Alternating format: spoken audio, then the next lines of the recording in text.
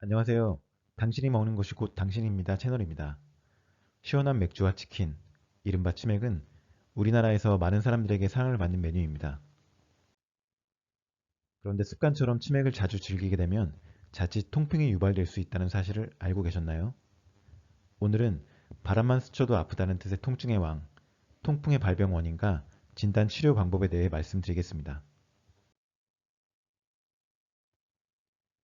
통풍은 체내 요산이라는 물질이 과다하게 축적이 되어 발생하는 관절염입니다. 일정량의 유산은 혈액 내에 정상적으로 존재하여 녹아있고 주로 신장을 통하여 소변으로 배설이 되지만 여러 이유로 혈액 내 유산 농도가 증가할 수 있습니다. 이러한 고유산 혈증이 지속되면 과다한 유산이 결정 형태로 관절이나 신장 조직에 쌓이게 됩니다.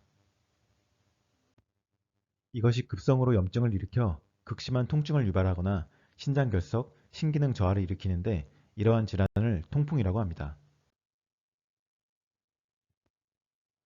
오래전에는 통풍이 기름진 음식을 많이 먹고 술을 즐기는 부유층에서 잘생겨 일명 황제병으로 불리기도 했지만 요즘은 생활이 윤택해지고 식생활이 서구화되면서 경제적인 계층과 무관하게 발병합니다. 통풍은 요산이 높은 상태가 수년간 계속돼야 나타나기 때문에 대개 40대에서 50대의 첫 발작적 관절염을 경험을 하지만 최근에는 20, 30대 젊은 연령에서 서구화된 식습관과 당이 높은 음식의 섭취, 음주 등으로 발병률이 급증하고 있습니다. 통풍은 대부분 남성에게서 많이 발병됩니다. 여성 호르몬이 요산 배출을 촉진하기 때문에 폐경전 여성에게는 통풍이 잘 발생하지 않기 때문입니다. 또한 복용 중인 약물 때문에 생기는 경우도 있어 주의해야 하는데 저용량 아스피린이나 혈압약으로 쓰이는 이뇨제 일부, 결핵약 등이 이에 해당합니다. 통풍은 발병 초기에는 엄지발가락 관절을 침범하는 경우가 많습니다. 통풍 결절이 우리 체내의 온도가 가장 낮은 부위인 말단 관절 부위에 잘 침착하는 경우가 대부분이기 때문입니다. 중력의 영향도 어느 정도 작용을 해서 엄지발가락 관절을 침범하는 경우가 가장 많습니다. 하지만 발등이나 발목, 무릎, 팔꿈치, 손, 손목, 어깨 등에도 통풍이 발생할 수가 있습니다.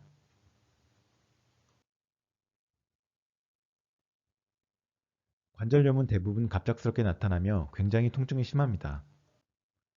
관절의 염증으로 인해서 관절 부의 피부가 붓고 붉은색으로 되는 경우도 있습니다. 이러한 증세는 대부분 3일에서 10일 이내 호전이 되며 이를 통풍 발작이라고 합니다. 처음에는 이런 증상이 드물게 발생하다가 해가 지나면서 점차 빈도가 잦아지고 염증이 심해지고 오래 갈 수 있습니다.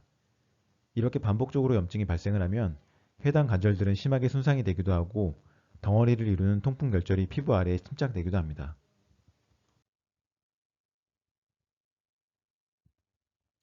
생명에 직접적인 위험 요소는 없지만 간접적으로 영향을 미칩니다. 당뇨, 고혈압, 비만, 고지혈증 같은 대사성 증후군과 밀접한 연관이 있어 이와 동반되는 합병증으로 수명이 단축될 수 있습니다. 또한 통풍은 콩팥 기능 감소를 유발하고 심장, 뇌혈관 질환과도 밀접한 관계가 있어 철저한 관리가 필요합니다.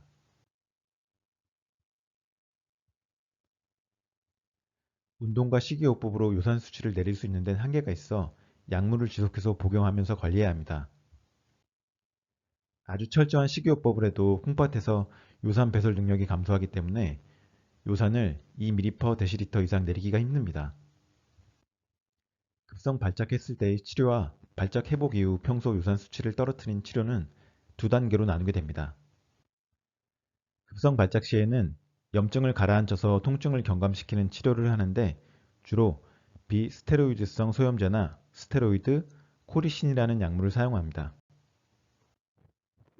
발작 발생 후 빨리 투여할수록 회복이 빨라지며 회복 이후 적절한 식이요법과 운동에도 1년에 2번 이상 발작이 생긴다면 요산을 떨어뜨리는 약물을 평소에 복용하는 치료도 받아야 합니다. 요산 수치만 높고 통풍 발작이 없는 경우를 고요산 혈증 환자라고 부르는데 이런 환자들은 평생 통풍이 올 확률이 10에서 20% 정도입니다. 하지만 이런 환자들도 여러 가지 대사성 질환이라든가 뇌혈관 질환, 심장 질환과 연관이 있기 때문에 마찬가지로 식이요법과 꾸준한 자기관리가 필요합니다.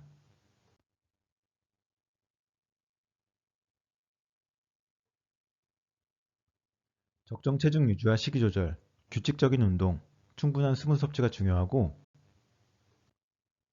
간이나 콩팥, 염통 같은 내장, 소고기와 돼지고기 같은 붉은 고기, 등푸른 생선이나 조개, 가리비 같은 어패류와 갑각류는 피하는 것이 좋습니다. 특히 유제품이 좋다고 알려져 드시는 분들이 많은데 시중에 파는 유제품에는 과당이 많이 함유되어 있는 것들도 있어서 주의해야 합니다. 액상가당이 많이 포함되어 있는 탄산음료도 요산을 높이는 주범 중 하나입니다. 술 또한 알코올 성분 자체가 요산 배설을 억제시키고 요산 합성을 증가시킬 수 있어 탄산음료와 술은 절대적으로 피하셔야 합니다.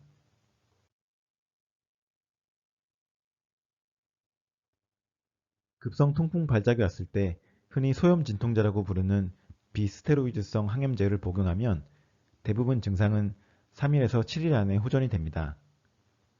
통풍 발작이 드물게 발생하는 분이 발작이 왔을 때에는 소염제만 복용하고 지내실 수 있지만 장기적인 요산 저하 치료가 필요한 환자인데 소염제만 복용하고 수년을 지내게 되면 만성 통풍으로 발전할 수 있고 이는 관절 손상이나 변형뿐만 아니라 신부전도 올 수가 있습니다. 따라서 1년에 두세 번 이상 통풍 발작을 경험하거나 요로 결석이 있거나 신기능 저하가 있거나 만성 통풍 결절이 발생한 경우에는 요산 저하 치료가 필요합니다. 그러한 경우는 병원을 꼭 방문하시어 나의 증상이 통풍이 맞는지 확인하고 통풍이 맞다면 적절한 치료를 어느 기간 동안 받아야 하는지를 전문의하고 상의하시는 것이 좋겠습니다. 지금까지 통풍의 정의와 증상, 치료 방법, 주의해야 할 음식 등에 대해 알아보았습니다. 통풍은 치료는 어렵지만 충분히 관리가 가능한 질병입니다. 정기적인 검진과 식이 조절로 건강을 유지할 수 있도록 각별히 신경 쓴다면 건강한 생활은 문제 없습니다. 이상 당신이 먹는 것이 곧 당신이다 채널이었습니다.